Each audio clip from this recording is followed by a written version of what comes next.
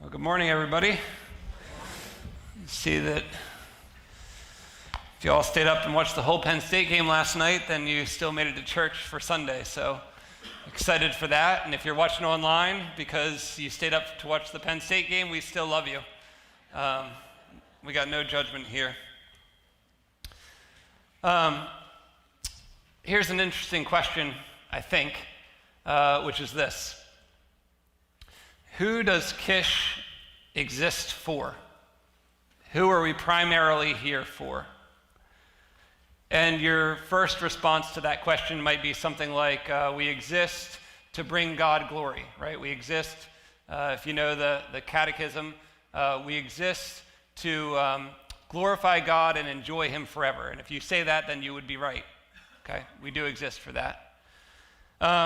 However, I want to ask a more detailed question today, which is, which people, which humans do we exist for? Which people does Kish exist for?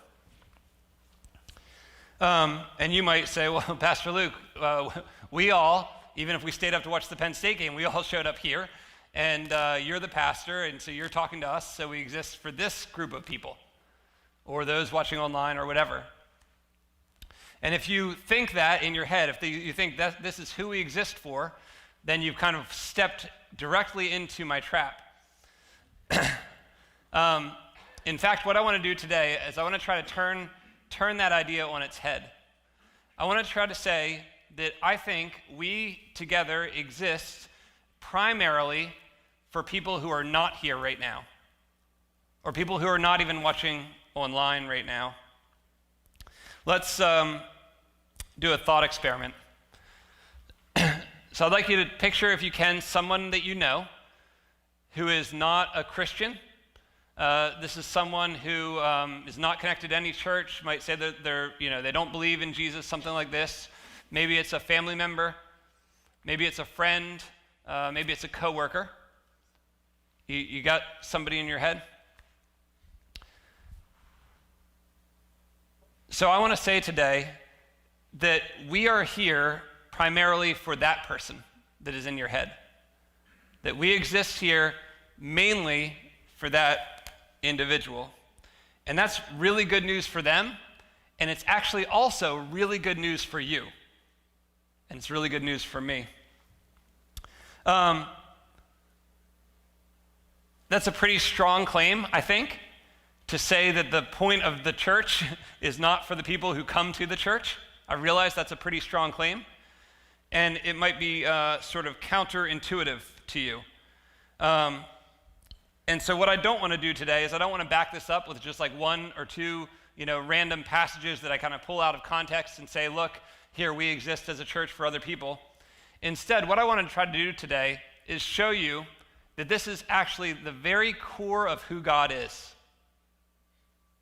The very core of God's character is to be others-oriented, to be focused on those outside.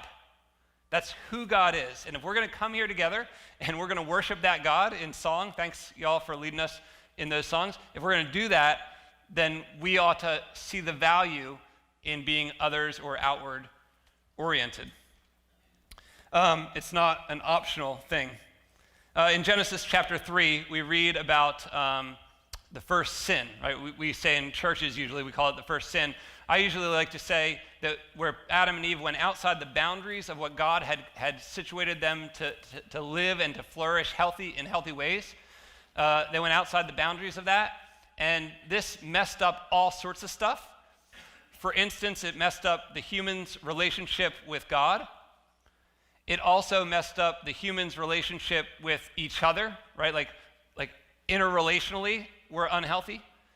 It messed up our own relationship with ourselves. And this is when people are depressed or anxious or this kind of thing. It's an unhealthy relationship with your own self. And it messed up humans' relationship with creation. And so all four of these things have been impacted negatively because of sin. And here in 2021, what is this, October of 2021, I think we don't process that reality very regularly. So maybe we don't think that things like COVID are a direct result of the fact that humans are sinful. Or maybe we don't think about this whole thing with Brian Lundry and Gabby Petito, like this whole crazy dynamic that a lot of the people in America have been following, like this is all a result of human sinfulness.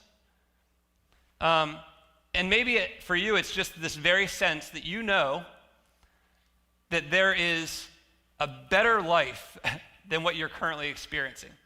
Right? Like I'm living whatever I'm living, but I have this gnawing sense that there's some better, more joyful, less anxious, more a deeply healthy life that's available. And the fact that you think that's the case means that sin is keeping us from that kind of a life. And so God, and this is why he's so awesome, has always had a plan to be others-oriented, right? To not just care only about himself, but to focus on fixing or restoring those kinds of things. This is in his very character, is to work to solve the problems that we've created. And so what I want to do today is I want to take a quick, like a story through the Bible. We're going to take 4 stops to show you or try to convince you that in God's very character, he cares primarily about others, okay? So we're going to do 4 stops. Stop number 1, Genesis 12, 2-3. I got to say, I practiced this morning with my son, Abram, listening, and he said I needed to mention that this guy's name is also his name. So this is the story. It's 9 chapters after Genesis 3, and we call it God's call to Avram, right? Avram is the Hebrew way to say Abram.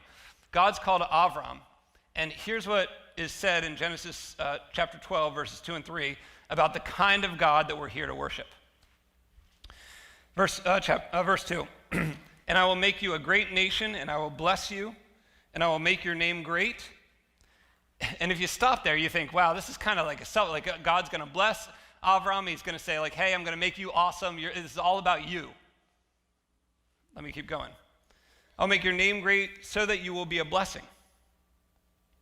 I will bless those who bless you, and him who dishonors you I will curse. And in you, this is who God is, and in you all the families on earth shall be blessed. In you. God's calling Avram. He's calling this family to be part of his restoration plan because, not just because he only cares about Avram, but because he cares about everybody else. He cares about all the nations.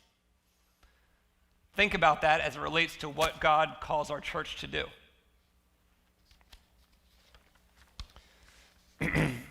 Stop number 2.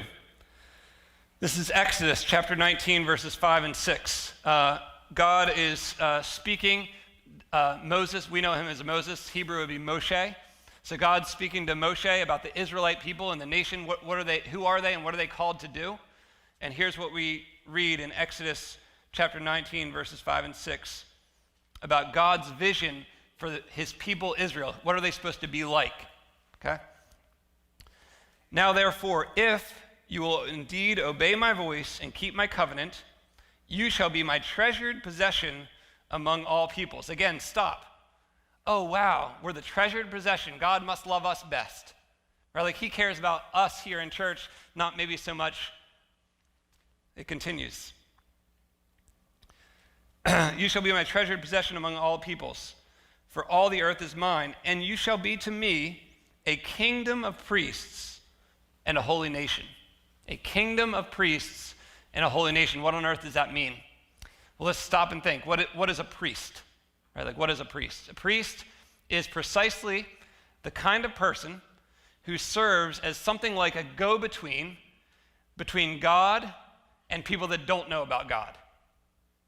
Right? So a priest is going to kind of stand in that middle ground, and he's going to say to the people who don't know about God, this is what God is like.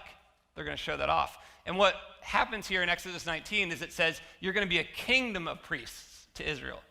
That doesn't mean that there's going to be some of the Israelites who are priests, although there were. It means the intention was that all of the Israelites act like priests. All of the Israelites are doing something through their lives that looks like, hey, I know this God. I want to show him off to people who don't know much about him yet. Can you see how this is a compelling vision for the church? Right? Like, what is the church if it's not something like a bunch of people saying, I know this God, let me show you what he's like. Stop number 3.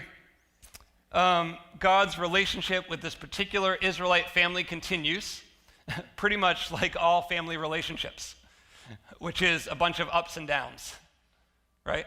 A bunch of ups and downs. There's some good stuff, that's primarily all on God's end, and there's some bad stuff, and that's primarily all caused by these people. And into that kind of dysfunctional family relationship where God's doing everything right and the people keep messing up, something extraordinary happens. And we generally miss this because we become so inoculated or so familiar with what happens next in the story that we miss the extraordinary nature of what happens next. Here's what John 1:14 says. And the Word, that's speaking of Jesus, the Logos, and the Word became flesh and dwelt among us.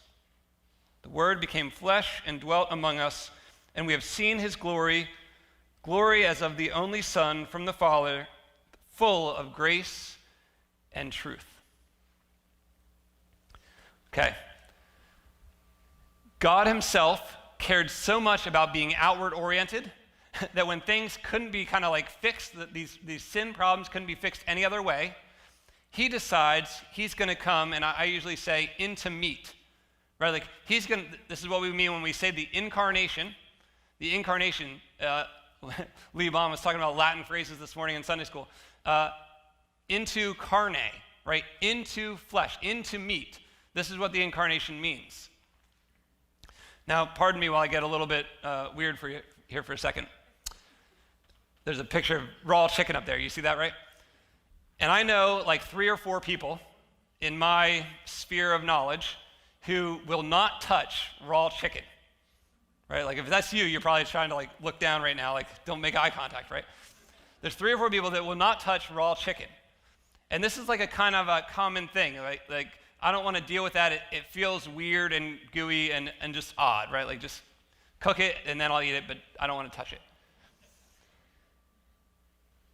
And at an even deeper level, I think very few of us are interested in touching raw and spoiled meat.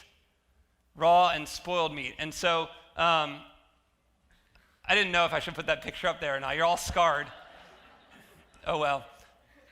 It gets the point across though, because precisely your aversion to looking at rotten meat helps us to understand how much God loved and how much he was other and outward oriented.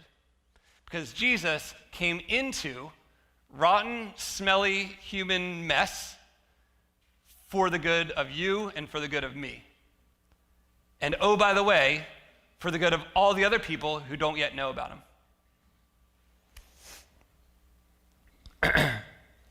Stop number 4. This Jesus who was incarnated. Wow. He was incarnated. He lived for 33 years. He eventually is going to go to the cross and he's going to die to fix the problem, like fix the smelly meat issue, but also to fix the this sense that we are broken in our relationship with God, in our relationship with ourselves, in our relationship with ourselves, with each other, and with creation.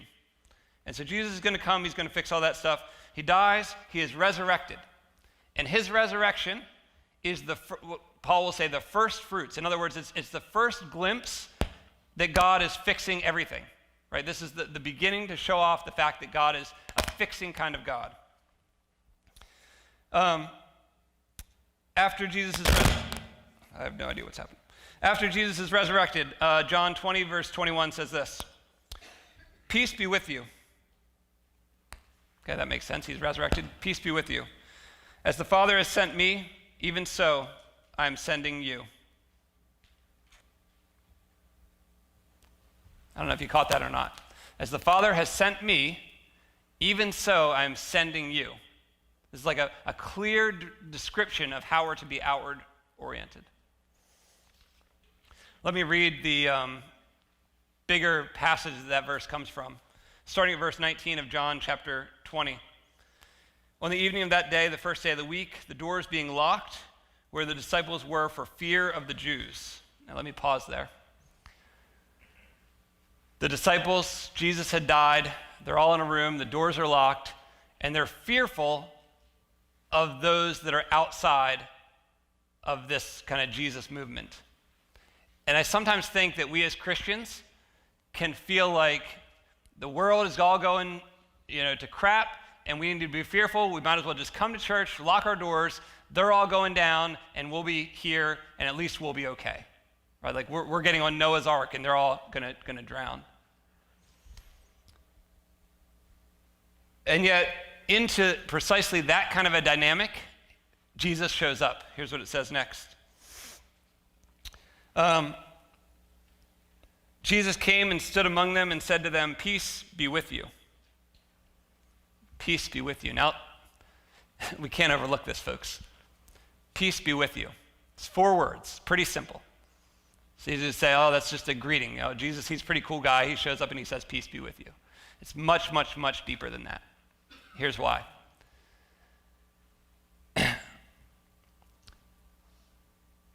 If Jesus was resurrected and can show up and can say, peace be with you, out of any person that's ever walked the earth, he has the ability to say, I've got this all under control. Right? Like, I can manage all this stuff. So if you're all sorts of anxious about COVID or vaccines or Gabby or your own life or your own family dynamic or like whatever it is that you're all sorts of anxious with, Jesus shows up and he says, peace be with you. And what he means by that is, folks, I've got this. Like, you can take a deep breath because I got this. And the disciples, they don't know quite what to do with this dynamic. And so the next thing that happens is that, by the way, if you don't believe me, when he had said this, he showed them his hands and his side. And the disciples were glad when they saw the Lord. In other words, Jesus says, stand over here. Jesus says, if I show you my hands and my side and I was able to die because I loved you, because I'm outward oriented, now I have control over everything. You don't have to be all sorts of anxious. You can take a deep breath. I've got this. And then just after that, he says to them, peace be with you, a second time. They needed to be reminded. I don't know if y'all probably don't need to be reminded, but apparently the disciples, they needed to be reminded. I'm sure you guys are all good. Peace be with you. As the Father has sent me, even so I am sending you.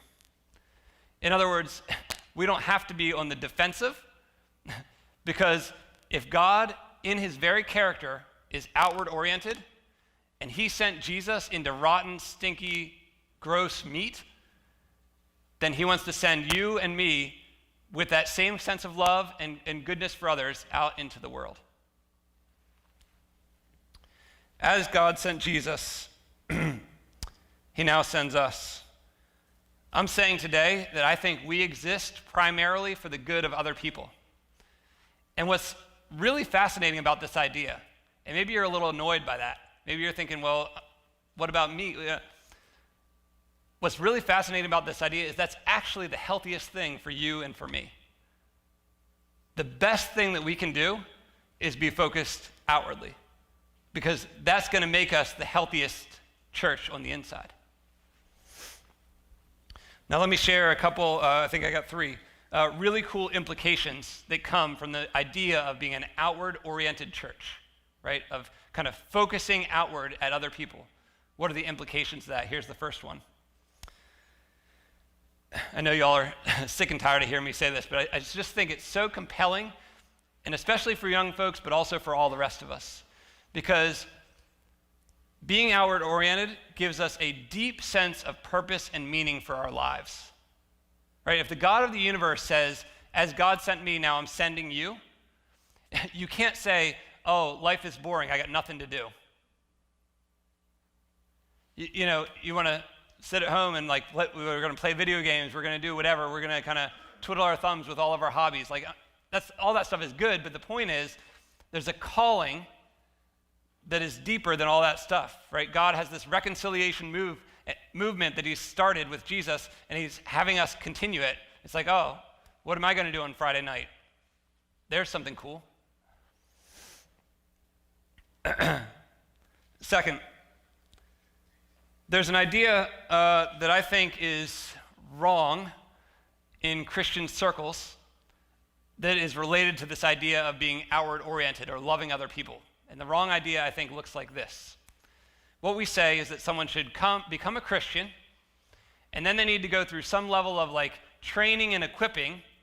And once they're trained and equipped, then they go out and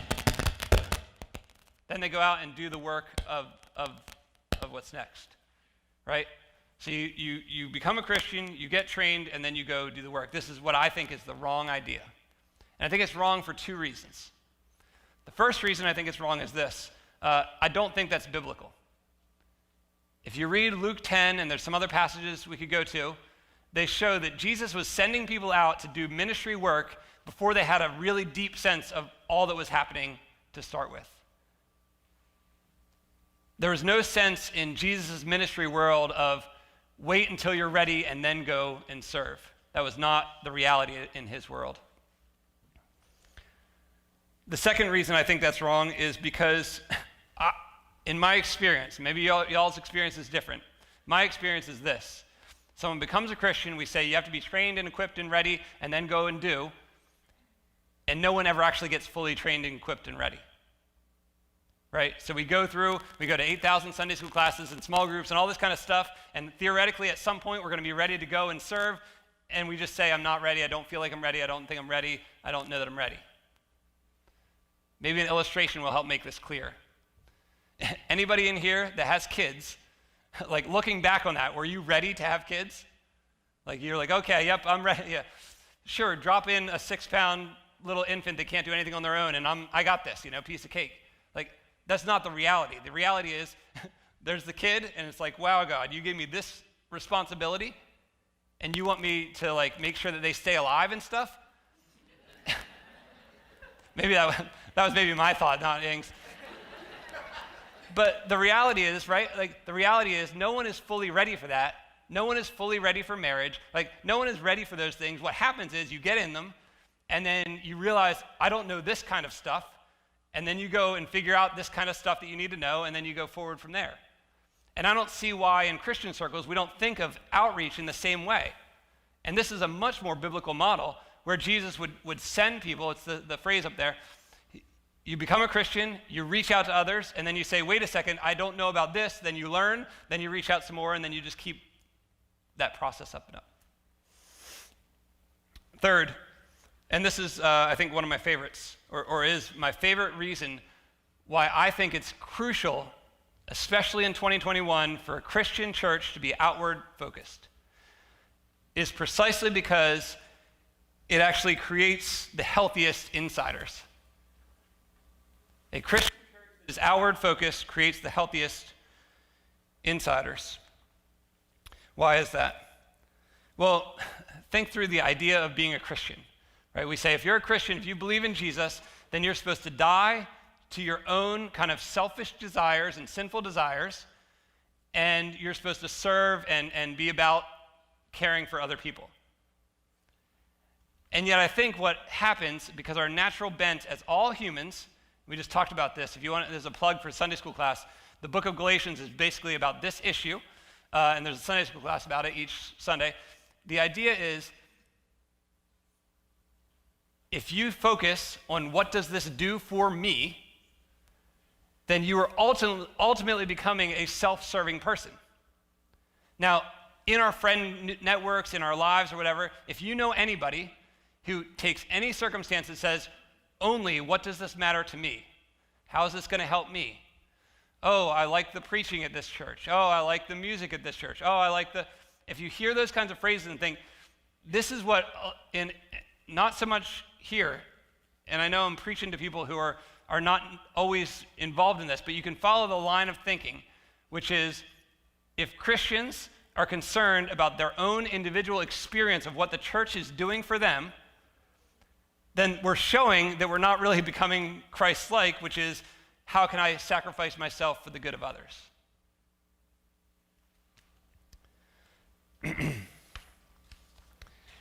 I don't even think it's I think it is probably the biggest gripe. We use the word hypocrites to explain this, but the biggest gripe of non-Christians about Christian churches, I think, is this.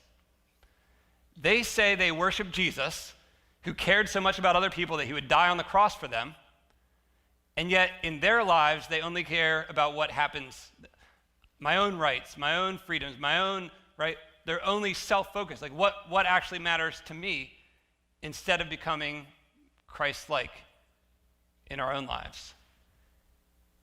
And to be 100% honest with you, I can get why non-Christians say, yeah, this Jesus guy sounds really fascinating. Like, tell me more about him. He's really interesting. But I know some Christians, and they're not like him. They're not like him. And so I'm not here today to blast us or whatever, or guilt, that kind of stuff. What I want to do is I want to create a vision where all of us are working and trying to get better. And I know y'all won't be perfect, and neither will I guarantee that. That's for sure. But a vision that says something like, we're all going to be kind of looking to the outside and noticing other people, that they exist, and trying to communicate that they are the reason that we are here, right? Like, we primarily exist for them. And it's hard for me to imagine someone saying that that's not a compelling way to think about a church. If you're an outsider and everybody's caring for you, like, you can't, like, what are you going to say in response? Like, you guys are loving me too much. Like, I don't like church. You got to be kidding me.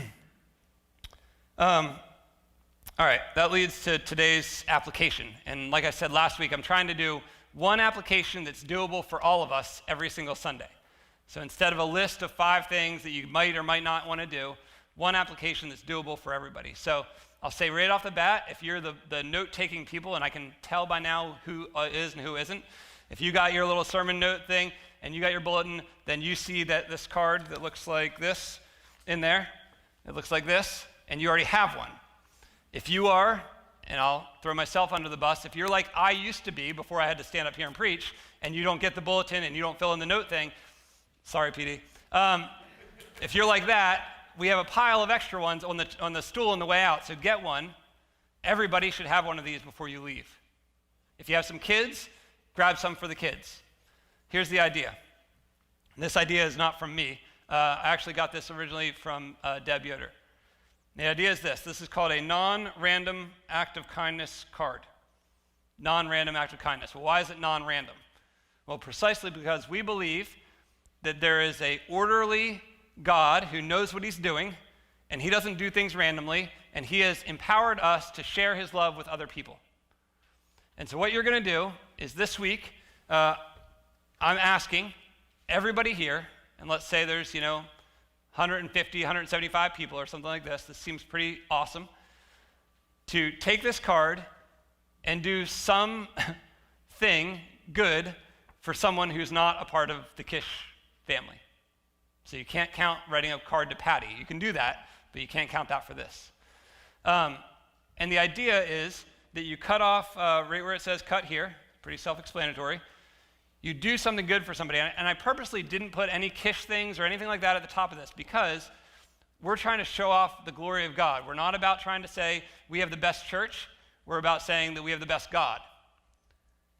And you do something kind and good for somebody. You show them that you love them.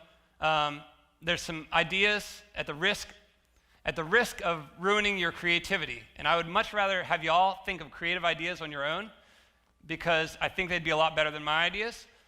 But in case you need some inspiration, you could pay for someone's meal at a restaurant, right? Give them the card, give that to the waitress, whatever. Say, pay for that as people's meal. God loves them. Pay for groceries for somebody. Pay for whatever, that kind of thing. You could offer to babysit someone's kids, or you could offer to bring somebody a meal or whatever. Just give them the card. God loves you. You could do some, y'all probably don't have any of those like kind of crotchety old neighbors that are like out doing their yard work like 24/7. Somebody maybe needs some help with some yard work, you could go and help them with some yard work or do some service for a neighbor, maybe even somebody that's not that happy all the time. You could write a letter to someone or try to resolve an issue that you've had a falling out with somebody. These are just a few ideas. You can go with this as big or as small as you want, but I hope you can get, it doesn't so much matter, and I know that we're not going to change the world with a one-time thing, but the idea is that we're trying to create in all of us this awareness that the healthiest thing for us and for everybody is to notice and care about people that are not here. So then you do that and you cut off, and the bottom part, it says, describe anonymously what happened. And what you do is this, you write down here the story of what happened. You don't include their name and you don't include your name. Next week, when we all come together, you bring this little card with you. And during the worship time, we're going to have some baskets set out here. And what's going to happen is, I'm going to encourage you, if you do this, to, as an act of worship, you see, because worship doesn't only mean singing songs to God. Worship can be sacrificing for the good of other people. As an act of worship, we put the card in the basket, and here's the kinds of things that we're doing at Kish to show that we love other people. And I'll close with this. I've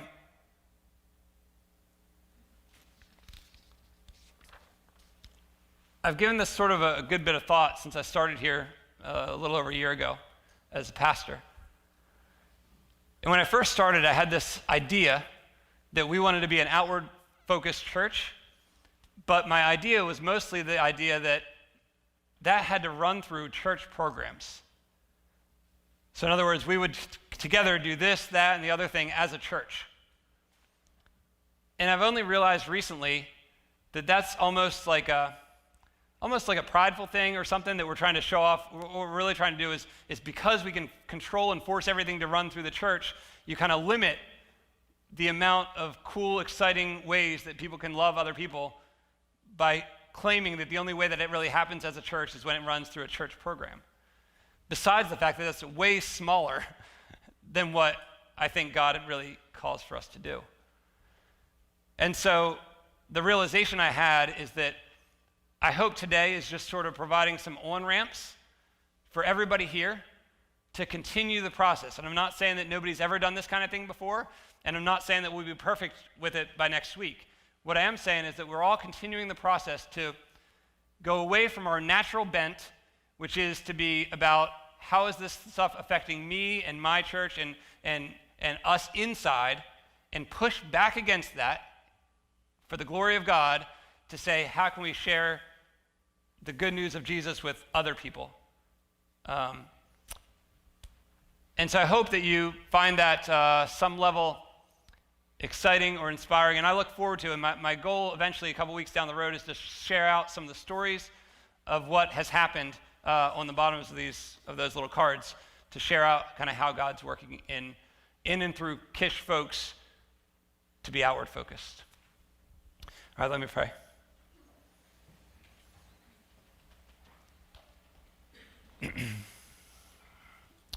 Heavenly Father, we come before you as I keep being reminded recently that we're here ultimately to bring you glory. And maybe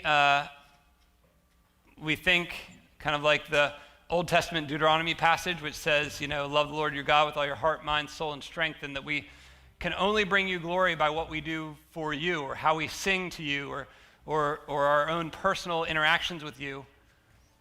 And yet, Jesus kind of helpfully for us amended that and said, and love your neighbor as yourself. And we know that it's hard to get our focus off of whatever seems to matter to how I'm being perceived or how things outside are affecting me. That's hard to avoid that. But I pray, Lord, this week and continuing forward that you'd help us here together at Kish to be a place where when we see our neighbors, our coworkers, our family, our friends, we would be able to think about where they're at and how to love them in a way that shows them your character. That you would be revealed, that we would be conduits to show who you are to people outside of here. And to know that there's, 20 or 30,000 people in Mifflin County that aren't in at least kind of dedicated relationships with you. To know that there's folks who need to know about Jesus. And as we sang earlier, that if Jesus, we want to show off the Jesus, my Jesus, let me tell you about him, or let me show you who he is. So I pray, Lord, that you'd help us with all of those things, ultimately to bring you glory. In Jesus' name, amen.